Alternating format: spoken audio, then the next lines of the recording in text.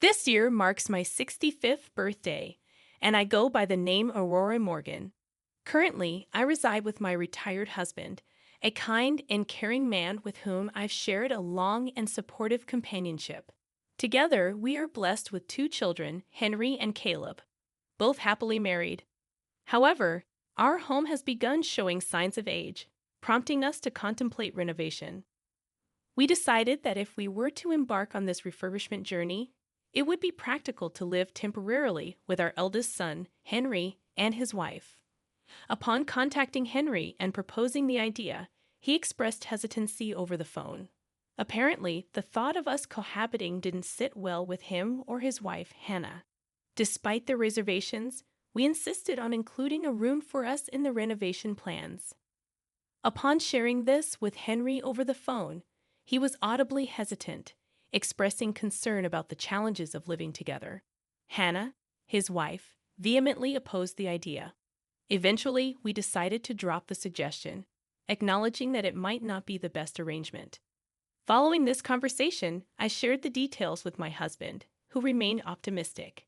Despite our eldest son's reservations, he suggested renovating our home to make it more suitable for our elderly years, creating a barrier-free environment where we could live comfortably, just the two of us.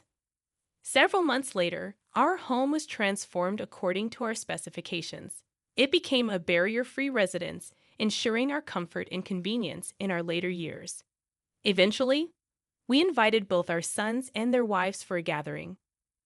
Skylar, our younger son's considerate wife, arrived first, expressing her appreciation for our cooking and offering her assistance in the kitchen.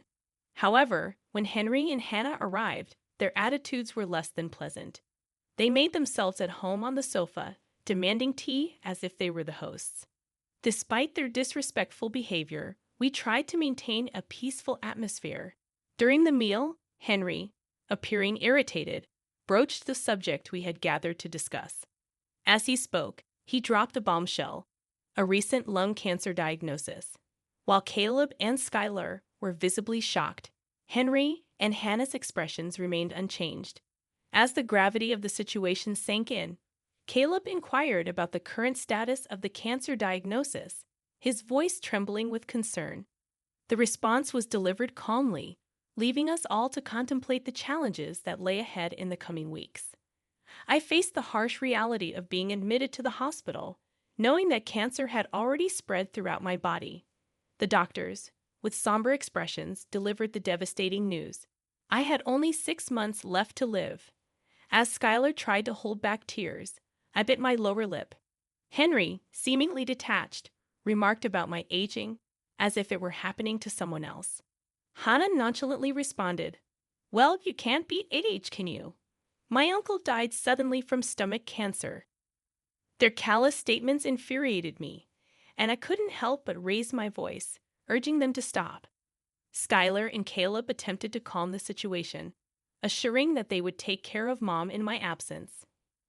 As the eldest son and his wife appeared preoccupied with their phones, seemingly indifferent to the gravity of the situation, my spouse, with a calm demeanor, requested our children to look after Aurora in the coming months. Caleb and Skylar reassured us, but the eldest son and his wife barely acknowledged the request. The meeting concluded after lunch, and I walked outside to bid farewell to Caleb and Skylar, as Henry and Hannah had hurriedly departed. Despite the difficult circumstances, Caleb encouraged me to keep going, assuring their continued support. However, there was an unspoken tension between us and the eldest son's family. The following week, I opted for palliative care over surgery and chemotherapy, leading to my admission to the hospice. Caleb and Skylar diligently accompanied me every day, providing transportation and nursing care. Unfortunately, the eldest son and his wife never visited, even as my health deteriorated over 5 months. Fearing for my life, I implored my eldest son and his wife to attend, but their dissatisfaction was apparent. During their brief visit, Henry showed no compassion, avoiding any interaction with me. In less than 10 minutes, they hastily left, citing work commitments. After they departed, I noticed Hannah had forgotten her jacket. As I tried to return it, I overheard their callous conversation in the corridor. Hannah questioned the fate of the inheritance, while Henry grinned at the prospect of financial gain from the house refurbishment. Their focus was on the potential windfall rather than the imminent loss. Unable to bear the heartlessness of their conversation, I returned to the patient room. 2 weeks later, my husband passed away suddenly, leaving behind a family marked by indifference and greed. I wept beside my husband for an extended period, finding solace in Caleb and his wife, Skylar, who were there to console me. With their support, I managed to assume the role of the primary mourner and successfully led the funeral proceedings. After the funeral, when only close relatives remained, Henry couldn't contain himself any longer and spoke up about our father's inheritance. He seemed impatient, asking about his thoughts on the matter immediately. Caleb promptly reprimanded him, but Henry, dismissing the notion of the younger son having a say, insisted on discussing the inheritance right away. Exhausted, I exhaled a sigh and suggested we address the inheritance matter the following week. The eldest son and his wife sneered at the idea but quickly left for the day. The next week, both couples gathered at our house to discuss the inheritance. I made an announcement, stating that our father's inheritance amounted to $20,000. Henry seemed taken aback, and despite my calm explanation, he questioned the figure. I handed him a large envelope containing all the necessary documentation and asked him to review it. The expressions on Henry and Hannah's faces changed dramatically after scanning the documents. As they realized that the inheritance was indeed $20,000, Henry voiced his dissatisfaction, suggesting it was too little. Caleb interjected, proposing they should also obtain the house. I calmly explained that the lack of funds was likely due to the renovations our father diligently undertook to make the house suitable for our old age. I asserted my intention to keep the house and care for it as long as I lived, emphasizing that it was unjust for Henry to try to benefit on his own. Henry looked intense, as if ready to confront me, but Caleb intervened, holding him back. Caleb reminded Henry of our father's concern for me until the end. Despite my offer to divide the inheritance fairly, the eldest son and his wife persisted, suggesting that if they didn't want it, they should hand over their portion to them. Skylar and Caleb, however, expressed their intention to give up their inheritance, asking me to appreciate their contribution.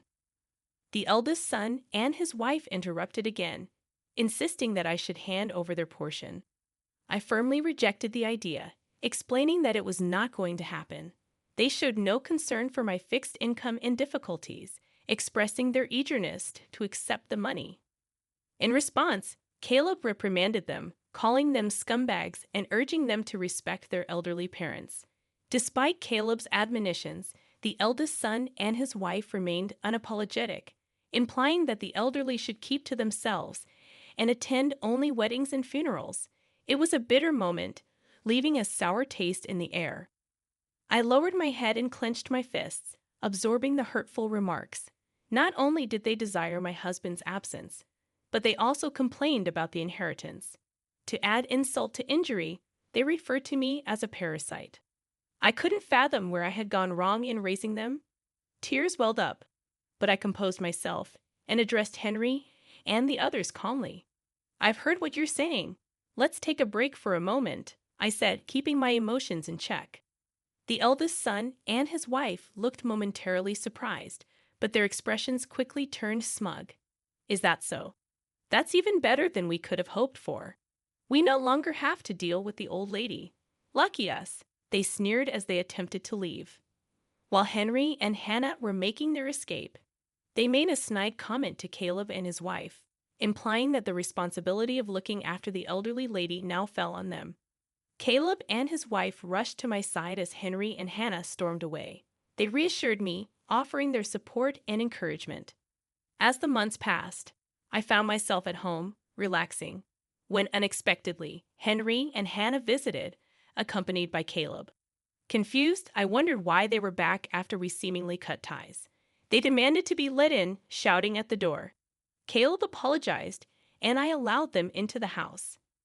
In the living room, The eldest son and his wife started yelling, questioning why I had handed over the house without considering them. I calmly explained that Caleb expressed his desire to keep the house, preserving his father's memories. The eldest son and his wife appeared surprised, and I clarified that Caleb and Skylar had been immensely supportive.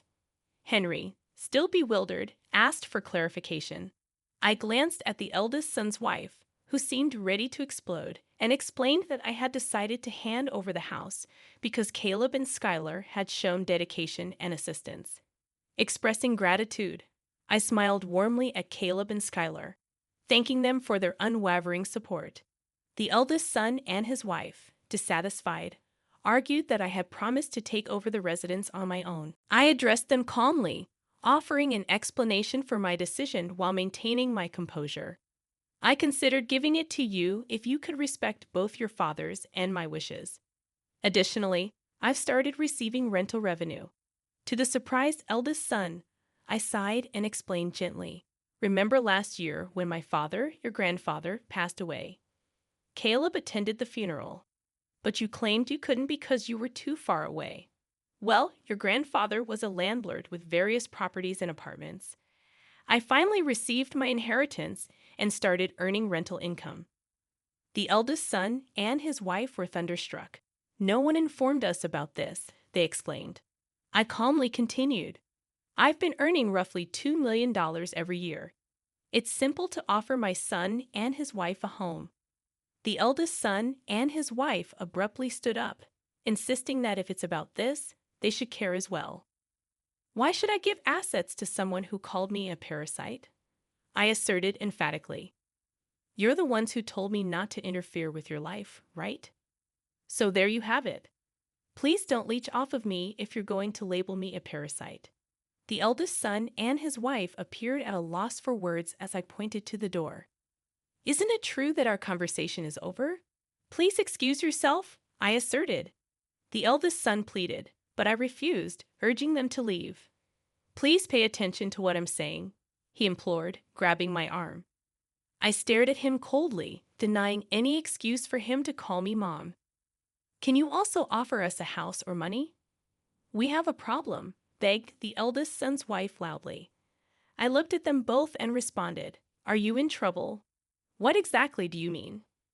The eldest son spoke tentatively, admitting they spent recklessly, expecting their dad's fortune and accumulating debt.